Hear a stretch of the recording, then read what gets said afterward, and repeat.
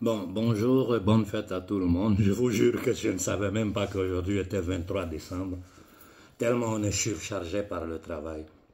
Je vais essayer d'être très bref. Ce matin, j'ai pris le temps de lire un peu tous les messages, les vocaux qui me sont arrivés. Et comme vous savez, même si je n'interviens jamais, je suis tout ce qui se passe dans le groupe WhatsApp. Et j'évite même de critiquer. Parce que notre objectif, c'est de nous unir, ce n'est pas de nous diviser. Mais jusqu'à présent, nous sommes toujours dans les mêmes erreurs. Je le dis parce que quand on crée un groupe WhatsApp et qu'on essaie de réunir les leaders d'opinion, les leaders d'associations, les leaders de mouvements pour discuter et chercher à fixer une date où toute l'Afrique va s'élever. Parce que ce combat-là, nous pouvons le gagner seulement si toute l'Afrique s'élève. Je répète, nous pouvons gagner ce combat-là seulement si toute l'Afrique s'élève. Tant que le peuple africain ne se mettra pas sur pied, ces gangsters, ces impérialistes, ces satanistes-là ne vont jamais arrêter. Mais si l'homme noir se met sur pied, le monde entier tremble. Donc, je ne veux pas critiquer, je veux vous dire, vous voyez, je suis sorti de plein de groupes WhatsApp parce que déjà, la molle de vidéos, des trucs qui m'arrivent par jour est incalculable. Si je suis dans des groupes, c'est pour voir des jeunes s'organiser, discuter, trouver voies et moyens pour organiser des manifestations gigantesques. Ce n'est pas pour poster les vidéos de connards, de ceci ou de cela. Non, c'est pas ça. Donc redressons la barre. Reportons la discussion sur l'organisation d'une manifestation à échelle continentale si possible, sinon à échelle sous-régionale, c'est-à-dire dans la zone de l'AES, et même en Côte d'Ivoire aujourd'hui, les gens sont en train de se préparer. Je ne rentre pas dans les détails, mais je vous dis, certains leaders ivoiriens avec qui je discute sont en train de se préparer. Nous sommes en train de préparer l'après-Ouattara. Donc, essayons d'être concret, de donner une direction à la lutte que nous sommes en train de mener. Je vous ai dit, moi, je ne suis guide de personne. Je ne suis qu'un Africain parmi tant d'Africains qui ont levé la voix. Mon âge, mon expérience me donne la capacité de vous donner des stratégies, de vous aider, de vous guider dans ce combat que vous êtes en train de mener. Mais je ne veux pas être devant quelque chose, je veux participer. Donc, je vous dis, à partir de maintenant que vous êtes en train de m'écouter, dans les groupes là, arrêtez de poster des trucs inutiles. Parce que c'est ce que vous postez dans ce groupe, c'est ce qu'on poste dans l'autre groupe, ça est dans tous les groupes. Ça est sur Facebook, ça est sur WhatsApp, ça est sur TikTok, ça est partout. Nous savons la vérité. Nous savons que nos peuples sont attaqués par des terroristes financés par les États arabes du Qatar, de l'Arabie Saoudite et compagnie pour compte de leur maître, le grand Satan qui est l'Amérique. J'ouvre la parenthèse pour dire au gouvernement du Niger, si vous pensez que vous allez prendre des influenceurs pour venir leur donner des prix, faire du cinéma, pour pouvoir vous légitimer dans le combat que le peuple du Niger, le peuple africain est en train de mener, vous n'avez rien compris de ce qui se passe aujourd'hui dans le mind des jeunes Africains. Les jeunes Africains d'aujourd'hui, ce n'est pas les jeunes de nous, notre génération. Ce n'est pas ça. Aujourd'hui, le monde est connecté. Ils savent tout ce qui se passe. Et quand ils ont des doutes sur quelque chose, là, des personnes comme moi, ils les appellent, ils les écrivent. Et moi, je réponds, je leur explique les choses. Vous allez chasser la France du Niger, et puis l'Amérique va rester là. Mais vous vous foutez de notre gueule ou bien? Vous vous foutez de notre gueule? La France même est une colonie anglaise aujourd'hui. La France est une colonie anglo-saxonne. Le Macron que vous voyez là, il ne travaille pas pour le peuple français. Il travaille pour les Rothschild, les Morgan, les Warburg, ces criminels internationaux qui tiennent toute l'humanité dans la faim, dans la misère, dans la guerre. Les Français le savent. Ce n'est pas une guerre entre les peuples noirs et le peuple français. Non, ce n'est pas ça. C'est une guerre entre les peuples noirs et les élites sataniques qui gouvernent ce monde, qui gouvernent la France, qui gouvernent l'Italie, qui gouvernent l'Allemagne, qui gouvernent l'Amérique. C'est une guerre des peuples contre ces élites sataniques qui veulent détruire l'humanité dans son essence. On vient de me dire ce matin que les trucs de Bill Gates à Bingerville, pour contrôler l'alimentation ivoirienne. Mais c'est vous que ça étonne. Nous qui avons tous les dossiers sur la table. C'est partout dans le monde qu'ils sont en train de le faire. C'est une guerre contre l'humanité que ces élites satanistes sont en train de mener. Regardez sous vos yeux. En direct, nous sommes en train de suivre un génocide à Gaza. Le patron des Nations Unies a ouvert la bouche, on l'a menacé, il s'est tué. La Cour pénale internationale qui a la force pour venir prendre Gbagbo pour le déporter là. Pourquoi ils ne vont pas prendre Netanyahou? Et ces batraciens pensent qu'ils peuvent continuer à manipuler l'opinion publique mondiale avec l'antisémitisme. Quand les 95, 17, 18% de la population israélienne actuelle n'est pas sémite. Ce sont des Occidentaux qui ont été déportés en Palestine à la fin de la Seconde Guerre mondiale. Et je vous dis une chose, il faut que vous le compreniez parce que moi, ma préoccupation, c'est qu'une haine contre les Juifs commence à monter dans le monde entier. Non, les Juifs sont victimes. Les Juifs sont victimes de ce système-là. Aujourd'hui, là, comme ils ont utilisé l'Ukraine pour faire la guerre, pour tenter de détruire, balkaniser la Russie, c'est de la même façon qu'ils sont en train d'utiliser Israël pour tenter de détruire, chasser les Gazaouis de leur territoire. Pourquoi? Parce que c'est plein de lithium. Pourquoi? Parce que les côtes de Gaza sont pleines de gaz. Et des pays avec des assassins, des satanistes comme l'Arabie Saoudite, quelqu'un s'élève pour manifester pour la Palestine. C'est-à-dire le socle de l'islam, le temple même de l'islam. Si quelqu'un s'élève pour manifester pour ses frères palestiniens, on l'attrape, on le met en prison. C'est batraciens qui gouvernent l'Algérie là. Qu'est-ce que vous êtes en train de faire pour vos frères palestiniens? C'est contre le Mali vous voulez monter? Essayez. Moi je vous dis, je ne suis pas quelqu'un qui négocie les carrefours. Moi je suis conscient de la guerre dans laquelle nous sommes. Essayez de déranger le Mali. Nous allons vous montrer c'est quoi l'homme noir sur cette terre. Vous avez vos ambassades chez nous. Vous avez vos intérêts chez nous. Touchez le Mali et vous allez le regretter. Ça, je le dis aux batraciens qui gouvernent l'Algérie. Aux peuples algériens, je vous dis, les francs-maçons à la tête de votre État. Les francs-maçons, les satanistes, les criminels qui ne sont pas des musulmans à la tête de l'État d'Algérie, là.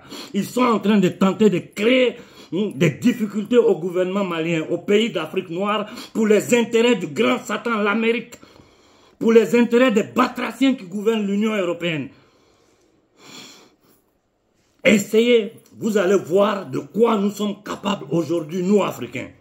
Ça, c'est un garant clair que je donne au gouvernement algérien devant le monde entier. Continuez, vous allez le regretter. Nous allons donner l'ordre d'attaquer vos ambassades partout en Afrique noire.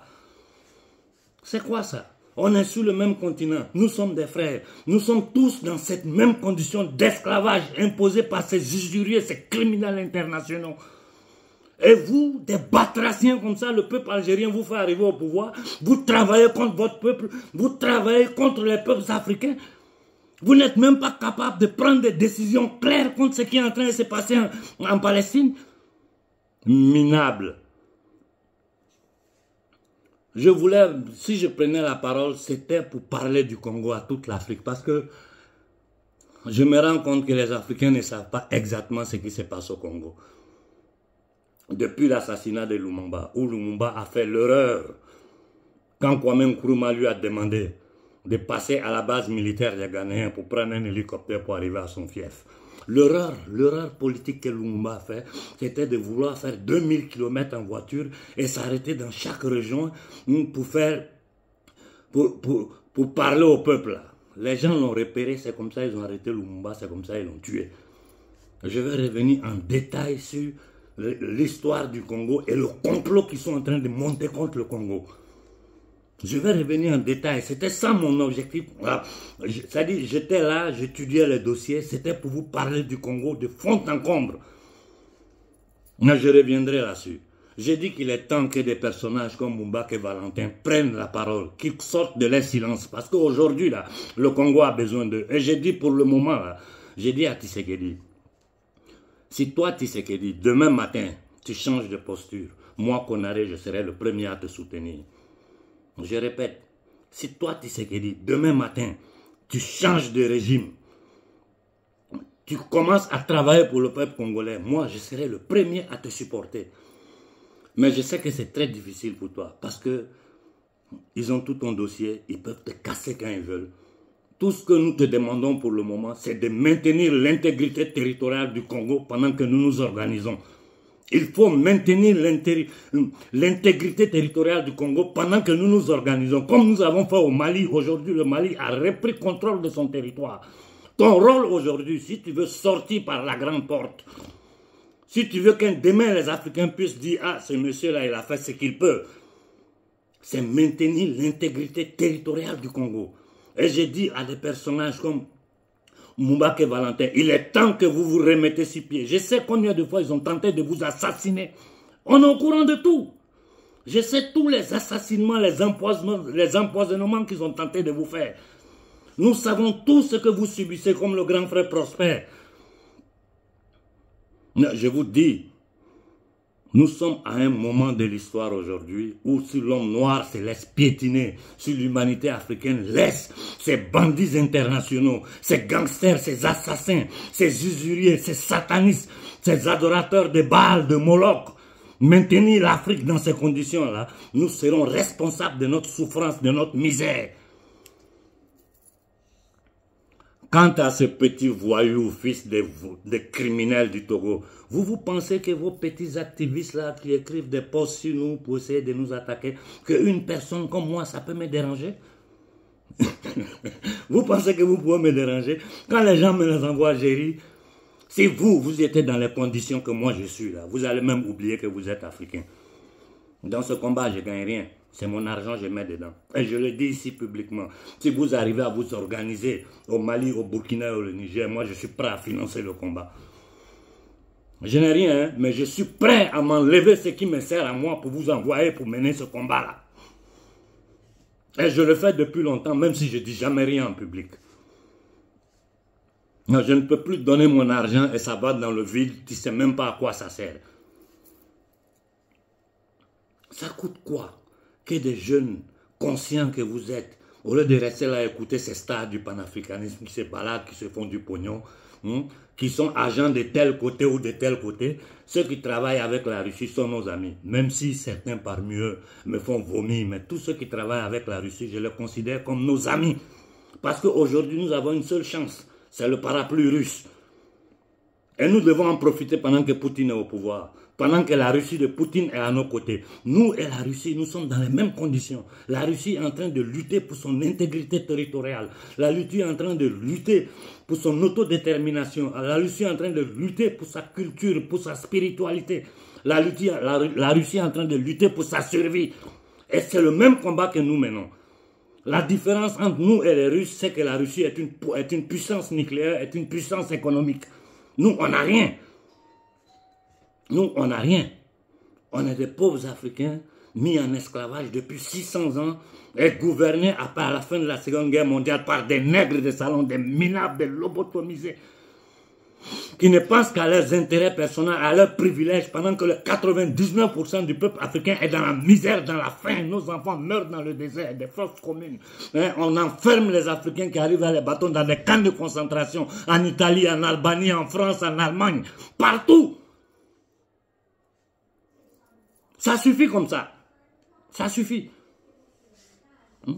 Un voyou, celui du Togo. Moi, j'ai eu toutes les nouvelles sur l'incendie qu'il y a eu au marché.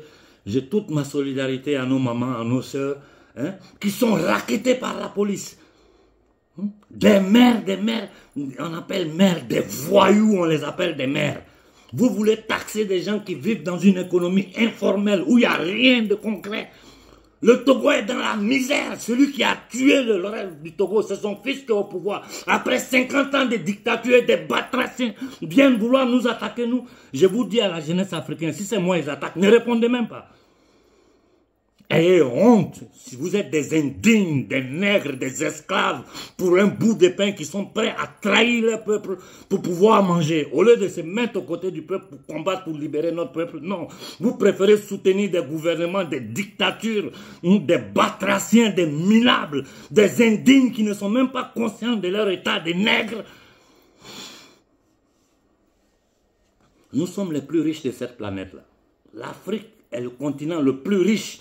Au fond, elle avait dit, celui qui aura le contrôle de l'Afrique au XXIe siècle aura le contrôle du monde. Mais personne n'aura le contrôle de l'Afrique, à part nous les Africains.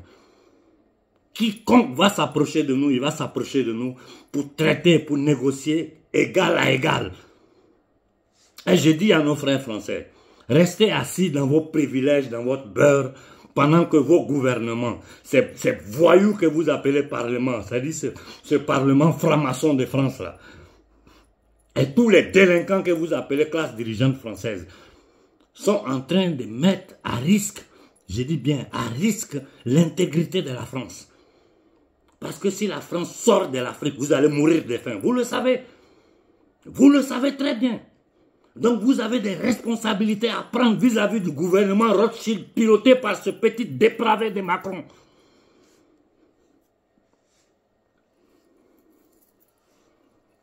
Il faut que nous nous préparons à lancer une manifestation à échelle continentale, surtout dans les pays de l'AES. Et je répète de nouveau aux militaires du Niger, ne pensez pas que ces petits-là, ces influenceurs, influenceuses, vous pouvez prendre ça pour vous légitimer. Si nous, là, on ne vous légitime pas, vous ne serez jamais légitimés devant la jeunesse africaine. Moi, je ne suis rien, hein, mais les Africains connaissent mon intégrité et mon honnêteté dans ce combat-là. Si vous ne faites pas les intérêts du peuple du Niger, il faut chasser l'Amérique du Niger. Avant qu'ils viennent installer leur base, moi je suis sorti, allez chercher les vidéos, vous allez dire. Avant encore que ces Yankees, ces criminels, ces gens qui ont déporté, ce sont les descendants des gens qui ont déporté nos ancêtres là qui gouvernent l'Amérique. Avant qu'ils viennent installer leur base, je suis sorti, j'ai crié sur tous les toits. Voilà ce qu'ils veulent faire, voilà ce qu'ils sont en train de préparer. Personne ne m'a écouté, ils se sont installés là.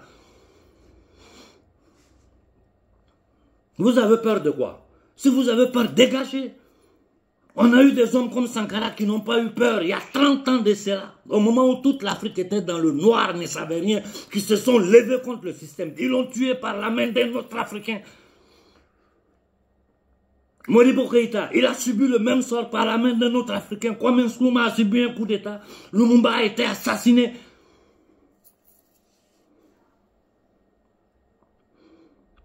Bon sang. Et j'ai dit aux dirigeants africains des pays que nous supportons, ne freinez pas le peuple. Laissez la jeunesse travailler pour vous. Parce que ce qu'ils font là, c'est pour vous. Il y a quand on a pris des agents de la DGSE au Burkina. Non? Vous pensez que c'est fini? Ce n'est pas fini. Ces gens-là, ils ont tous les think tanks, ils ont tout. Mais c'est séculaire. Ils ont des offices qui sont là, qui ne travaillent seulement sur comment faire pour tenir le peuple noir en esclavage. Ils ont des offices qui sont là, qui ne travaillent que sur ça. Ils ont des structures qui ne sont là, qui ne réfléchissent matin, midi et soir. Comment faire pour piller l'Afrique, pour piller l'humanité.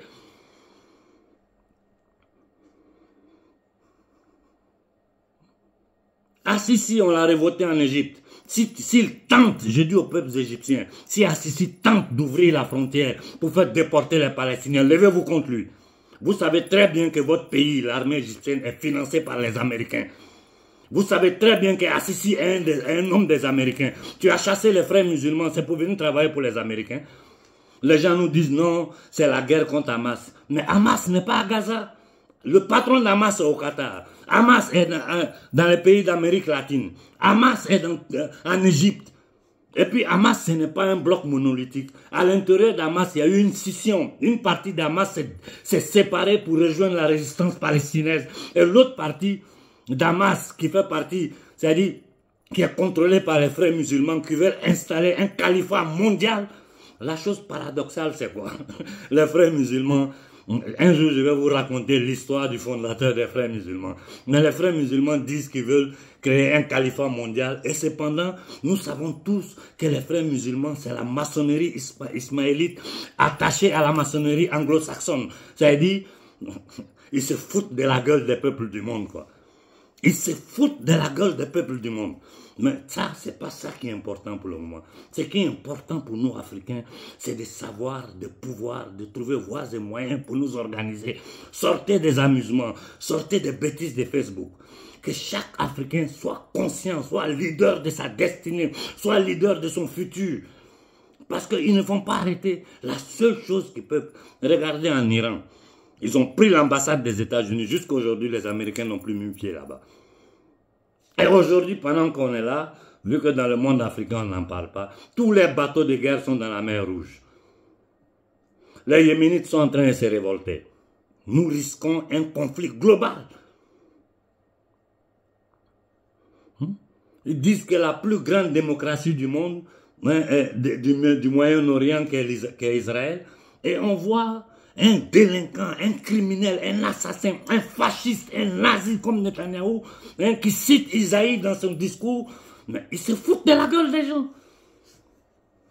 Ça, là, c'est la société civile israélienne qui sont en train de manipuler. Et d'ailleurs, quand vous dites que le peuple israélien est le peuple élu, pourquoi les dirigeants israéliens ont inoculé tout le peuple israélien 4 fois? C'est-à-dire qu'ils ont empoisonné les peuples. Ils utilisent tous les peuples comme des instruments. Ils utilisent les religions comme des instruments. L'humanité est une et indivisible. Et nous pouvons vivre en paix dans ce monde-là si à la tête des pays du monde, il y a des dirigeants intègres. Il y a des hommes dignes, intègres, des hommes spirituellement évolués qui comprennent l'essence de notre existence sur cette terre-là. Tant que nous aurons ces satanistes-là, parce qu'ils commandent tout. Regardez l'Union européenne. La Commission européenne, que les Occidentaux ne savent pas qui ils sont. Personne ne les a votés. C'est eux qui prennent les décisions sur la vie des Occidentaux ici. Le Parlement européen là, de l'Union, ça ne sert à rien. Ça ne sert à rien. Quand tu regardes la politique française aujourd'hui, tu regardes, mais ça te fait rire. Ça te fait rire. Il n'y a que les Français ignorants qui n'arrivent pas à comprendre que leur pays n'est pas un pays démocratique. Il n'y a que les Français ignorants qui ne le comprennent pas. Où est la démocratie en France? Mais ça, c'est une responsabilité des Français. S'ils veulent combattre, qu'ils se mettent avec nous pour combattre. Si ça leur plaît comme ça, ils vont payer les pots cassés. Mais nous, Africains, aujourd'hui, là, ce n'est plus les analyses. Arrêtez avec les analyses. Nos télévisions panafricaines font déjà un travail plus que excellent. Il y a beaucoup de jeunes sur la toile qui ne font que faire des vidéos matin, midi et soir, même si la plupart d'eux ne savent même pas de quoi je suis en train de parler. C'est pas leur faute. C'est pas leur faute, hein, parce que connaître ce système-là, ça demande des décennies et des décennies d'études. Il faut avoir certains contacts, il faut rentrer dans certains milieux, il faut avoir certains documents sur les yeux, sinon tu ne peux rien comprendre, donc c'est pas leur faute. Mais qu'ils continuent de faire du bruit. Cependant, j'ai dit aux jeunes leaders panafricains du Mali, du Burkina et du Niger, armes là, laissez ça aux militaires, c'est le travail des militaires. La gouvernance là, laissez ça aux politiciens. Le Mali est en train de faire un travail excellent. J'ai dit excellent. Le jeune capitaine Ibé est en train de faire un travail excellent. Celui que je ne comprends pas encore, c'est celui du Niger, là. C'est-à-dire cette bande de soldats qui ont pris le pouvoir au Niger. Nous vous tenons à l'œil, nous vous tenons à la culotte. Vous pouvez appeler n'importe qui pour essayer de vous légitimer. Pour essayer, ça ne marchera pas. Parce que tant que moi, je ne dis pas aux Africains, c'est comme ça, là. Ils savent que ce n'est pas comme ça. Tout ce beau monde qui bavarde, là, quelle est la direction que vous donnez à un peuple? Quelle est la direction que vous donnez à la jeunesse africaine? Tout ce beau monde qui bavarde, rien. Ils répètent tous les mêmes choses, ce que toute l'Afrique sait aujourd'hui. On a dépassé ce stade. Dans ce combat, il y a eu un moment où il fallait informer. Pendant qu'on informait, on analysait. Aujourd'hui, là, moi, je suis dépassé par la prise de conscience de la jeunesse africaine. Je ne pensais pas qu'on allait arriver à ce point-là de façon aussi rapide. Ça veut dire que nous avons tous très bien travaillé. Mais aujourd'hui, où nous sommes en plein dans cette guerre-là, qu'est-ce que nous faisons? Qu'est-ce que nous faisons? Nous restons assis là à écouter les balivernes des gens qui vivent du panafricanisme. Des gens qui cherchent la vision médiatique pour se positionner. Ils sont en train de chercher leur pain dans ce combat. Et je n'empêche même pas quelqu'un de chercher son pain. Mais faisons le travail qu'il faut. Donc, j'ai dit, les groupes qui se sont créés, les coordinations que vous êtes en train de faire entre la jeunesse africaine, les différents jeunes leaders là, rentrez, commencez à parler du concret. Quand et comment nous devons nous organiser pour essayer de nous lever tous ensemble pour soutenir le Mali, le Burkina et le Niger. J'ai dit au gouvernement du Niger, tant que l'Amérique sera sur le sol du Niger, moi, vous n'aurez pas mon soutien.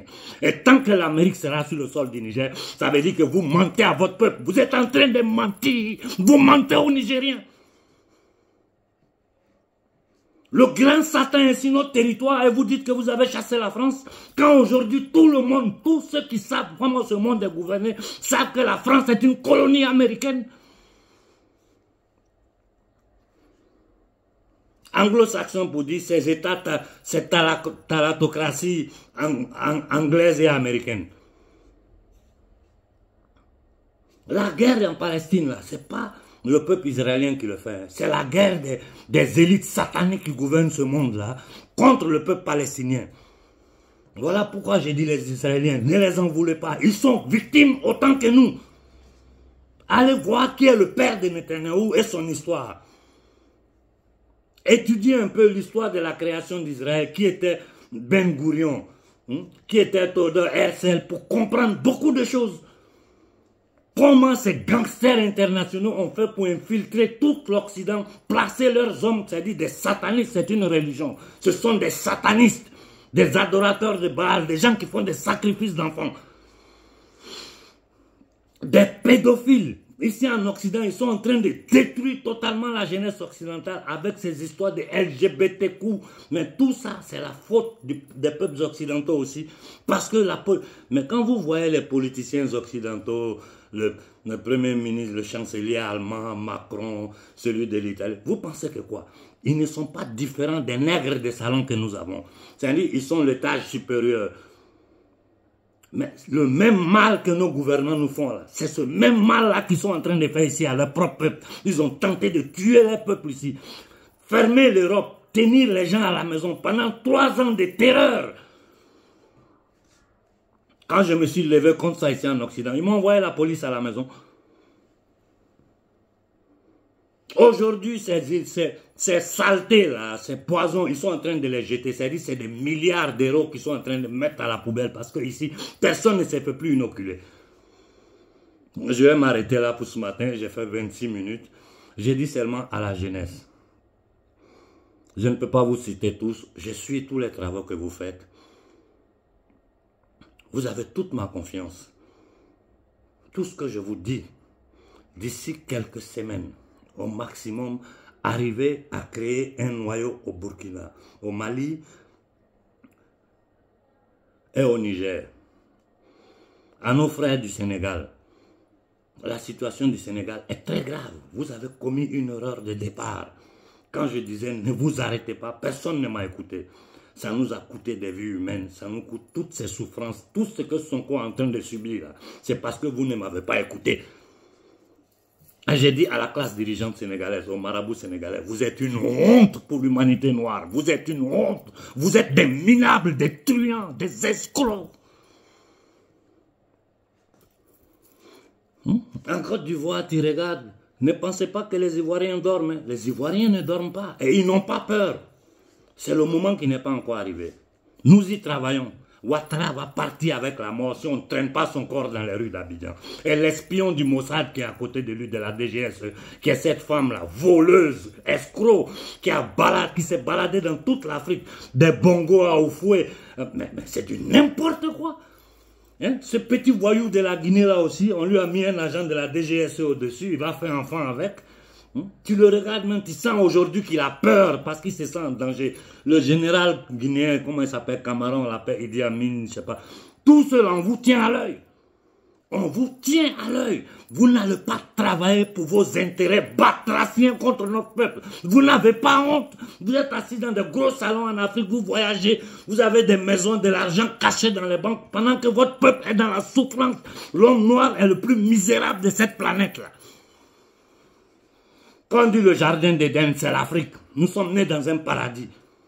Nous avons toutes les richesses. Même si on ferme l'Afrique, l'Afrique a vécu pendant des siècles et des siècles sans avoir contact avec le reste du monde. L'Afrique a atteint son apogée sans que quelqu'un vienne de dehors pour nous dire comment gérer notre Afrique.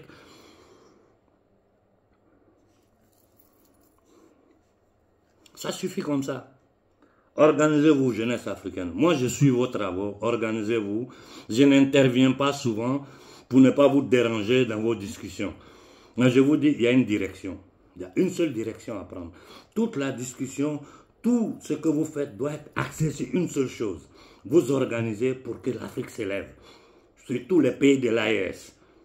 Les batraciens comme Macky Sall, Ouattara, leurs jours sont comptés. Ils sont encore au pouvoir parce que les Occidentaux ne savent pas qui vont mettre à leur place. Le petit Thiam qu'ils sont en train de préparer en Côte d'Ivoire, c'est du temps perdu. Ce n'est pas qu'il est ivoirien, c'est pas ça. C'est un boy de Rothschild.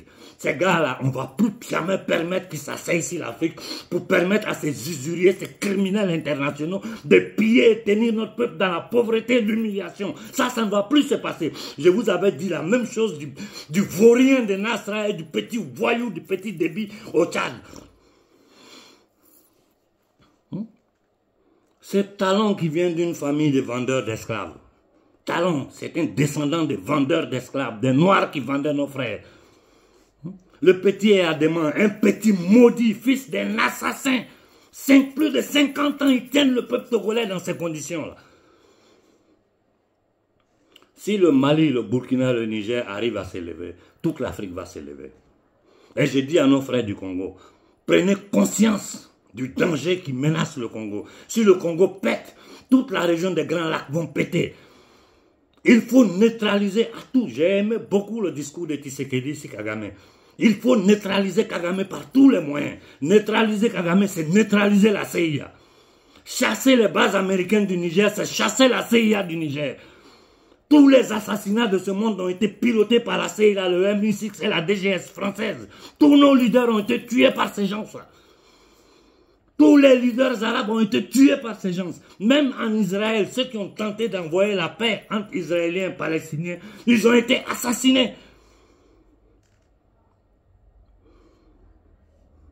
C'est une guerre de l'Amérique contre le peuple palestinien. Israël n'est qu'un instrument à leurs mains. Et le peuple israélien n'est rien d'autre qu'un instrument qu'ils sont en train de manipuler à travers la religion. Mais les Juifs, les Israéliens conscients, sont les premiers. Regardez ce qui se passe en Israël contre Netanyahou. On parle de démocratie et on parle de prophétie d'Isaïe, mais vous nous prenez pour des moutons. Je veux voir comment cette histoire de la Palestine va finir. Si vous allez déplacer 2,5 millions d'êtres humains, les jeter dans le désert du Sinaï pour occuper leurs terres, pour piller le gaz et le lithium des Arabes, on va voir si vous serez capable de le faire. Si l'humanité va vous permettre ça. L'Amérique qui continue de déverser des armes en Israël, déverse des armes, qui a financé près de 14 milliards. Et en même temps, ils disent non, il faut ouvrir, la France qui envoie ses bateaux, il faut faire une ouverture pour qu'on puisse aller soigner les gens. C'est vous qui les tuez et après vous venez dire que vous les soignez. C'est la même chose qu'ils font chez nous. Ils nous mettent les terroristes sur notre territoire, qui tuent nos populations et après ils viennent occuper notre territoire en disant qu'ils viennent combattre contre les terroristes. Ce jeu des 3 cartes, des puissances, c'est-à-dire des satanistes qui gouvernent l'Occident, par la violence, la manipulation, le mensonge, c'est terminé. C'est terminé. Jeunesse africaine, organisez-vous. Moi, je serai à vos côtés. Je serai à vos côtés jusqu'au dernier jour de ma vie. Je ne sais pas, hein. Nous là, nous sommes là. On ne sait pas quand on va partir. Mais si je pars demain, je partirai fier de moi parce que j'aurai fait ma part dans ce combat. Il faut vous organiser.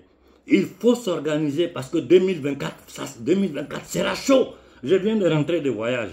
Il y a beaucoup de choses qu'on ne peut pas dire en ligne. Mais ce que je sais, si je dis aux gens en public, certains risquent de ne même pas dormir. Ce qu'ils sont en train de nous préparer d'ici mars, avril de 2024, ça va dépasser tout le monde. Il faut arriver à les bloquer. Et si l'Afrique s'élève là, ils seront bloqués. Je vous jure. Les gens de l'homme d'Occident me disent qu'on arrête. S'il te plaît, continue, ne t'arrête pas. Parce que si ton peuple s'élève là, nous, on aura la force ici aussi de nous lever contre eux. Ici, ils ont tout bouclé. Nous devons créer un nouveau paradigme. Nous devons redonner dignité aux peuples africains. Nous avons le droit de vivre de nos richesses. Ce n'est pas normal qu'un Africain, pour voyager dans ce monde, doit traverser le désert. Nous sommes traités comme des animaux partout. Et tout ça, c'est l'élite satanique qui veut. Tout ça, c'est fait exprès. Diviser les peuples entre eux par la religion, par la couleur de la peau. Diviser pour régner. Ordo ab chaos. S'aimer le chaos et gérer ces chaos-là. Je m'arrête là pour aujourd'hui. J'ai dit seulement à la jeunesse, je suis ce que vous êtes en train de faire. Changer de direction. Poster les vidéos, ça ne sert à rien. Ça ne sert à rien parce que c'est ces mêmes vidéos qui tournent partout. Ce qui vous sert, c'est discuter. Comment nous allons nous organiser au niveau du Burkina pour créer un bloc Comment nous allons nous organiser au niveau du Niger pour créer un bloc? Comment nous organiser au niveau du Mali? Il y avait des jeunes gens au Mali qui aujourd'hui pouvaient nous être très utiles dans le combat que nous menons. Mais ils ont fait des erreurs de calcul par leur ego, par leur ignorance. Aujourd'hui, regardez où ils se sont trouvés. Si ces gens-là étaient encore sur le terrain, ils étaient intègres. Aujourd'hui, ça allait nous faciliter les mouvements au Mali. Mais je continue d'observer la jeunesse malienne consciente. Il y a une chose que il y a des erreurs que nous commettons. Ne commentez pas, ne commettez. Faut pas confondre un leader de mouvement et des gens qui font des analyses. C'est pas la même chose. Un leader, c'est celui qui donne une direction, c'est celui qui guide son peuple. Et tout ce beau monde-là, qui guide? Personne. Chacun est dans son show, chacun parle, chacun analyse. Et tout ce qu'ils analysent, vous savez, ils ne savent pas plus que vous. Il faut que la jeunesse consciente africaine, les jeunes africains, les jeunes leaders africains avec qui je discute matin, midi et soir, dans ces groupes-là, il faut mettre sur pied une discussion dans laquelle vous allez décider comment nous organiser pour nous lever. Ces histoires de financement, laissez tomber. Laissez ça, c'est pas important. Si on veut l'argent, on va l'avoir. S'il le faut, je dis, moi je suis prêt à mettre la main dans la poche pour envoyer au Burkina, au Mali, au Niger. Nous avons des alliés dans ce monde par qui je peux passer pour vous aider dans vos financements. Mais je veux une organisation. Je veux un bloc créé au Burkina, un bloc créé au Mali, un bloc créé au Niger. Et quand ces trois blocs-là seront ensemble, que nous allons décider quand nous lever là, s'il faut que nous mettons la main dans la poche, même si nous ne sommes pas aidés par nos alliés actuels, moi, mon petit argent que je dois prendre pour manger, donner à manger à ma famille, je vais vous envoyer pour le combat. Je m'arrête là aujourd'hui. Bonne journée à tout le monde et bonne fête.